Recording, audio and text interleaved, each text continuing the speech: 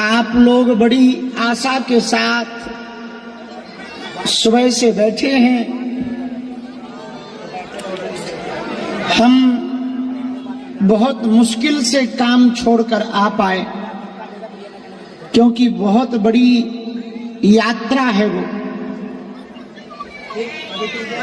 Tent की तैयारी करवाना, भंडारी की तैयारी करवाना, सेवकों की बैठक लेना, पत्रकारों को इंटरव्यू देना, ऊपर से इतने विरोधी पीछे लग गए कि वह तो भगवान है, उनकी भी भगवान की माया है, भगवान उनसे ऐसा करवा रहा है।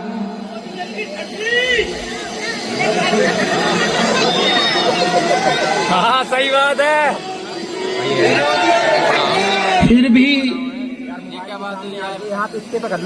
उनके लिए भगवान से प्रार्थना है, जो जो भी हमारी पदयात्रा का विरोध कर रहे, भगवान सबका भला करे।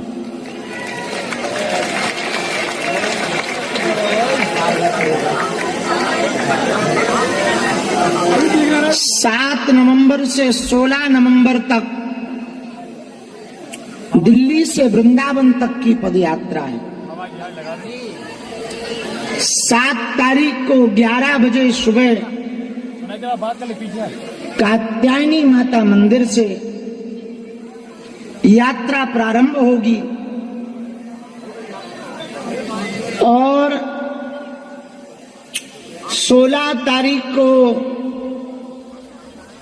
यह यात्रा बांके बिहारी मंदिर श्रीधाम वृंदावन में विराम होगी।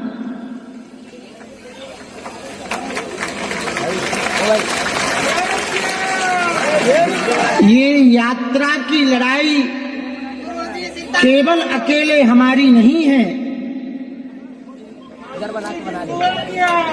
80 करोड़ हिंदू जो भारत में रहते हैं, हम उनकी लड़ाई लड़ने जा रहे हैं। हम इस देश की सबसे बड़ी बीमारी को खत्म करना चाहते, भेदभाव, छुआछूत, जातिवाद की बीमारी को खत्म करके हम राष्ट्रवादी व्यक्ति बनाना चाहते। कुछ लोग तिरंगा पर चांद देखना चाहते हैं, हम चांद पर तिरंगा देखना चाहते हैं।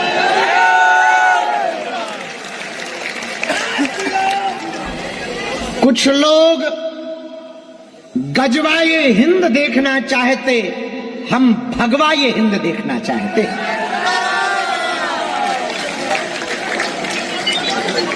कुछ लोग तनातनी बनाना चाहते, हम कट्टर सनातनी बनाना चाहते।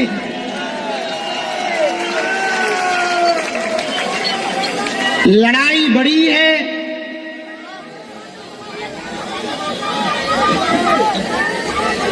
समय कम है। हमारे साथ तो आप लोगों के अलावा और बालाजी के अलावा कोई है नहीं। ये यात्रा की बात हम बार बार कह के टाइम बर्बाद नहीं तुम्हारा करना चाह रहे, पर एक बात कहने के लिए हम ये बात कह रहे। यदि पदयात्रा विफल हुई, यदि कोई ऐसी घटना घट गई जिससे बागेश्वर धाम पर या दास पर कोई दाग लग गया या कुछ हो गया, एक डर हमारे मन में बना रहता कि सदियों तक कोई हिंदू घर से बाहर नहीं फिर निकलेगा। कोई मां अपने बालक को हिंदुत्व के रास्ते पर फिर नहीं चलने देगी। एक बात तो हम हिंदुओं तुम्हें वचन देकर कह रहे, जब तक हमारे तन में प्राण है तब तक हम कोई ऐसा कार्य नहीं करेंगे कि तुम्हें नाक नीचे करके देखना पड़े।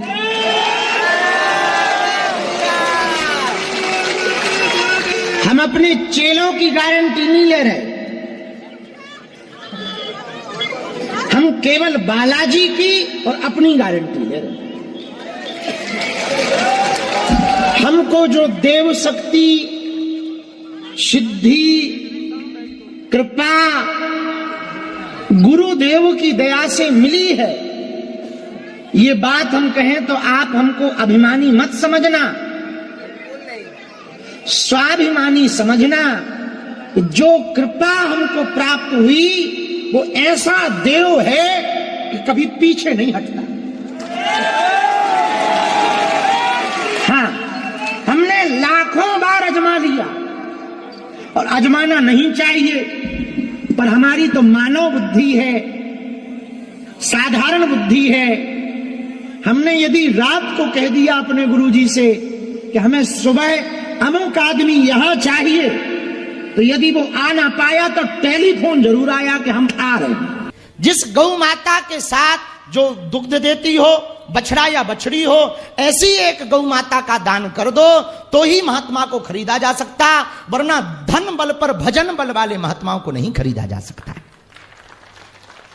तत्क्षण में महात्मा च्यवन की तरफ देखते हुए राजा नहुष ने एक गौ माता का संकल्प लिया। अब जरा सुनना, कितनी अभूतपूर्व बात है। गौ सेवा हॉस्पिटल धाम होटल में आकर के हमें ये बात स्मरण आई।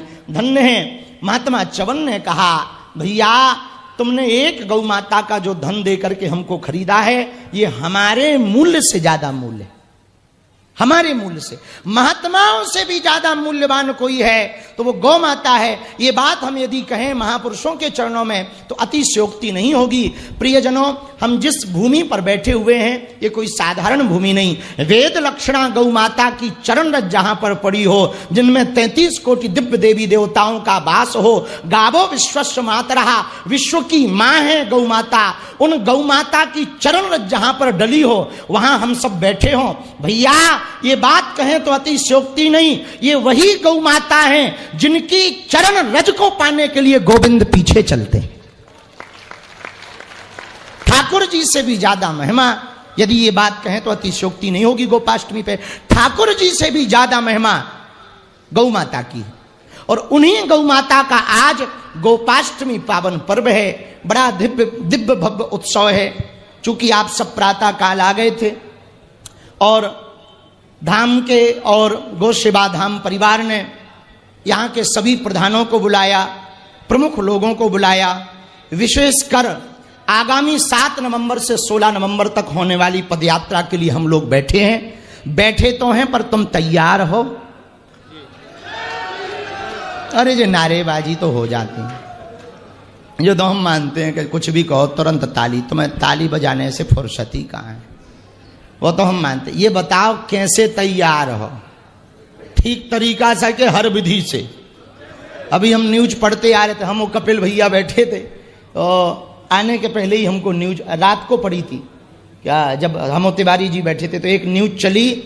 एक कोई बहुत बड़े महापुरुष हैं, उन्होंने कहा बागेश्वर बाबा की पदयात्रा नहीं करने देंगे, सुप्रीम कोर्ट जाएंगे।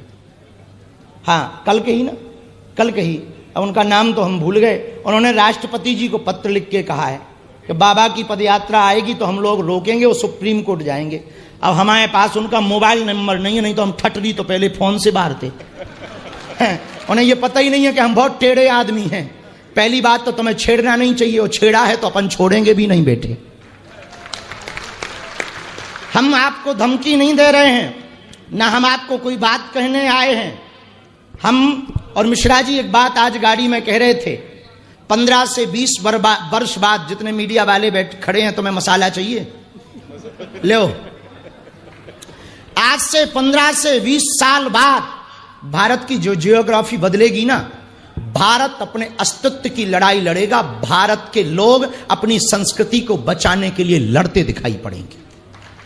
आज वो 20% हैं और आप 9 राज्यों में अल्पसंख्यक हो गए। जिस दिन वो 50% पहुंच जाएंगे, आपके ब्रिज में भी वही दिखाएंगे टोपी वाले। हमने ये नहीं कहा कौन सी टोपी वाले कि तुम कल के दिन हम पे FIR करवाओ। टोपी वाले कहा, हम भी टोपी लगाते, हो सकता हम अपने लिए कह रहे हो। सुनो, बुरा ना मानना। भारत को बचाना है, अपनी संस्कृति को बचाना है, सनातन को बचाना है, तो जातिवाद से ऊपर उठ करके, भेदभाव से ऊपर उठ करके हमको तनातनी नहीं सनातनी बनना पड़ेगा। क्या बनना पड़ेगा? अरे जोर से तो बोलो, सनातनी। और सनातनी सोफा पे बैठ के ना बन पाओगे। हम भी चील गाड़ी पे बैठ के धर्म ना बचा पाएंगे। रोडों पर, सड़कों पर, गांव गांव, गली गली में जाना पड़ेगा। हम इसलिए नहीं आए कि तुम हमारी पदयात्रा में आना, हम इसलिए आए हैं कि तुम अपने बेटा बेटी, नाती पोता, नातनी, इनके लिए अपनी संस्कृति को बचाकर देकर जाना चाहते हो, अपने हिंदुत्व को बचाकर देना चाहते हो। यदि तुम चाहते हो कि तुम्हारी बेटा बेटी, नातनी पोता दूसरे मजहब के मजहबी ना बने, एकमात्र उपाय है भारत को हिंदू राष्ट्र बनाओ। वरना वो दिन दूर नहीं जब तुम्हारे बच्चे शुक्रवार को कहीं और जाते नजर आएंगे।